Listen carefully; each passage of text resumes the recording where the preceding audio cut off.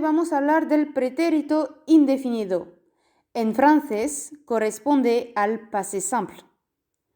On est bien d'accord, en français, le passé simple n'a rien de simple. En espagnol, pas trop non plus, mais on va essayer de simplifier au maximum. Et le passé simple est très utilisé en espagnol, donc il est important de le connaître. Mais pas de panique, on va essayer de le faire vraiment au plus simple.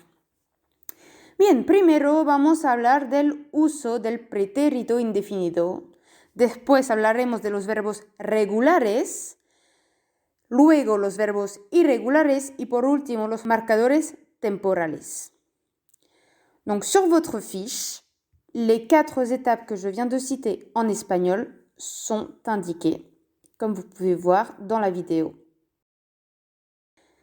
Primero, el uso, donc à quoi sert le passé simple. En français, le passé simple, nous l'utilisons très très peu. Nous allons plutôt utiliser le passé composé pour parler du passé, mais les Espagnols utilisent bien plus souvent le passé simple que le passé composé d'ailleurs. Entonces, en español, el uso, el pretérito indefinido sirve para referirse a acciones pasadas ya terminadas, que no tienen que ver con el presente.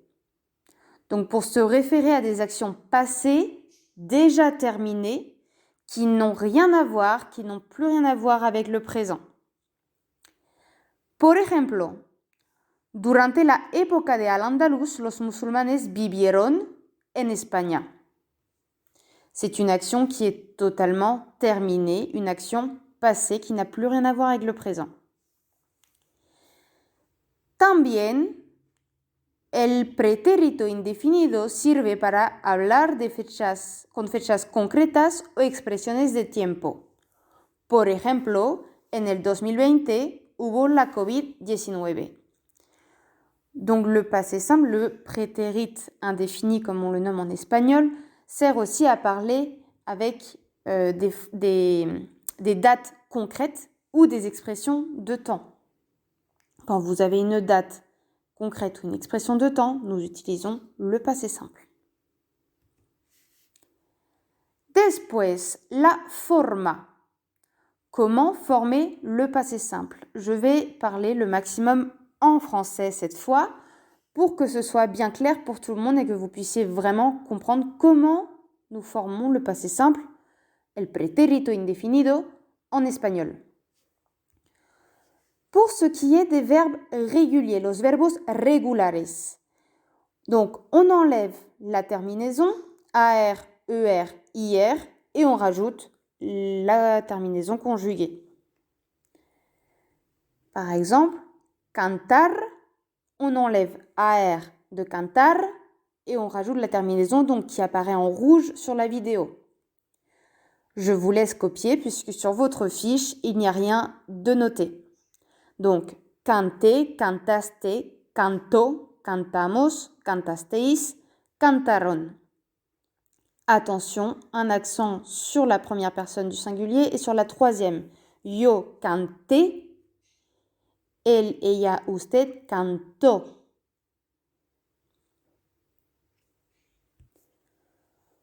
Pour les verbes en ER, comme par exemple comer, on enlève ER et on rajoute la terminaison. Donc, comí, comiste, comió, comimos, comisteis, comieron. Encore une fois, un accent sur la première personne et la troisième personne du singulier. Donc, comí, avec un accent sur le i, et comió, avec un accent sur le o. C'est la même chose pour les verbes en IR.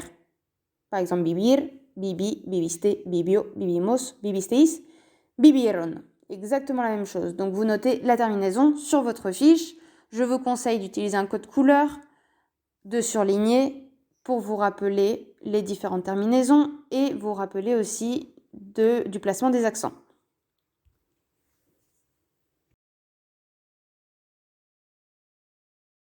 Par exemple, la semana pasada hablé con mi primo.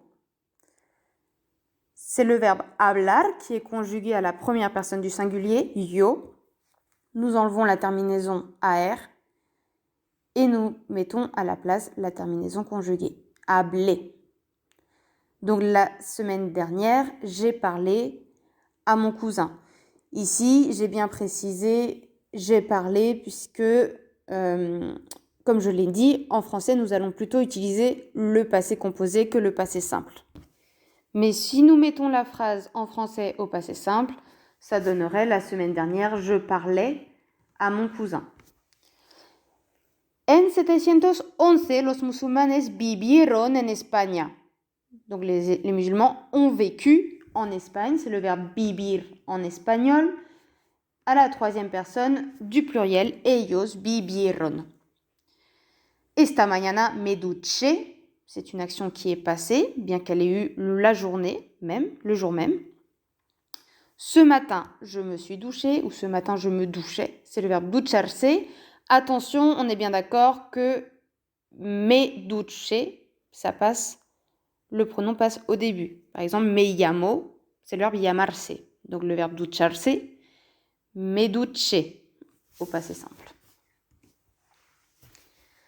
Ensuite, les verbes irréguliers, los verbos irregulares. Il y en a beaucoup, trop, donc nous allons simplifier au maximum et seulement expliquer les 4 dont vous aurez besoin pour notre séquence.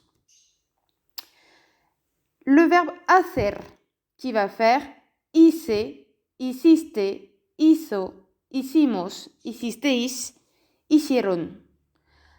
Attention, ce sont les mêmes terminaisons que le deuxième groupe, sauf pour yo et elle, en sachant que elle, ou ella, ou usted, a une particularité.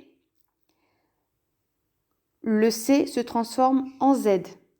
Je l'ai bien précisé dans la vidéo avec un Z en rouge, donc je vous conseille fortement de faire la même chose, de surligner ou de mettre en tout cas d'une couleur différente. Tener et estar, vous noterez qu'ils se ressemblent aussi énormément, puisqu'en fait, tener fera tuve, tuviste, tuvo, tuvimos, tuvisteis, tuvieron, et estar, on rajoute seulement ES devant, et c'est exactement la même chose que le verbe tener. Donc si vous maîtrisez tener, vous pouvez aussi maîtriser estar. Retenez bien, estar et tener, la même base. Estuve, estuviste, estuvo, estuvimos, estuvisteis, estuvieron, pour estar. Par exemple, avec ces 3 verbes-là. Donc tout d'abord le verbe hacer. La chica hizo muchos esfuerzos. La fille a fait beaucoup d'efforts ou la fille fit beaucoup d'efforts si nous mettons la phrase en français aussi au passé simple. Los musulmanes tuvieron una gran oportunidad. Les musulmans ont eu ou eurent une grande opportunité. C'est le verbe tener. Et enfin, estuviste en Cádiz el mes pasado, donc tu as été ou tu fus à Cadiz la semaine dernière, avec le verbe estar. Et enfin, le verbe ser et le verbe ir se conjuguent de la même façon. On est bien d'accord, ser, c'est le verbe être, et ir, le verbe aller. Mais au passé simple, c'est exactement la même conjugaison. Il est totalement irrégulier, ou ils sont totalement irréguliers si nous parlons des 2 verbes, mais ils se conjuguent de la même façon. Fui, fuiste, fue, fuimos, fuisteis, fueron. Donc, rien à voir avec le radical, mais c'est exactement la même chose, donc à apprendre par cœur, tout simplement. Et pas d'accent, nulle part.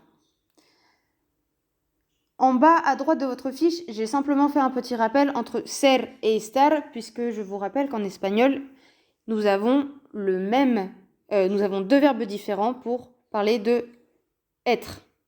Ser pour évoquer des choses ou des personnes, estar pour un lieu ou un état passager, pour simplifier. Par exemple, au présent, es Pablo, está en Andalucía. Donc c'est Pablo, il est en Andalousie. Le premier es pour évoquer une personne et le deuxième está pour un lieu. puisqu'il est en Andalousie, mais il n'y est pas tout le temps. Donc si nous reprenons cet exemple, es Pablo está en Andalucía et que nous le mettons au passé simple, ça fera donc fue Pablo, estuvo en Andalucía. Si nous reprenons juste deux derniers exemples à partir de ser et ir, fuimos a Sevilla en mayo pasado, donc ir, nosotros fuimos, et ellas fueron personas muy amables, cette fois c'est le verbe ser, ellas fueron. Et enfin, pour terminer, en bas de votre fiche, à gauche, los marcadores temporales, donc les indicateurs pour situer les événements. Rapidement, vous avez donc quelques exemples là. Ayer, anteayer, anoche, el otro día, el lunes, el martes, etc., etc. J'ai simplement repris là 3 exemples que nous avons vus dans la vidéo, qui sont surlignés en rouge et qui étaient d'ailleurs surlignés aussi en rouge précédemment. Donc, la semana pasada hablé con mi primo. En 711, los musulmanes vivieron en España y fuimos a Sevilla en mayo pasado. Donc, en mayo pasado, qui est aussi un indicateur temporel.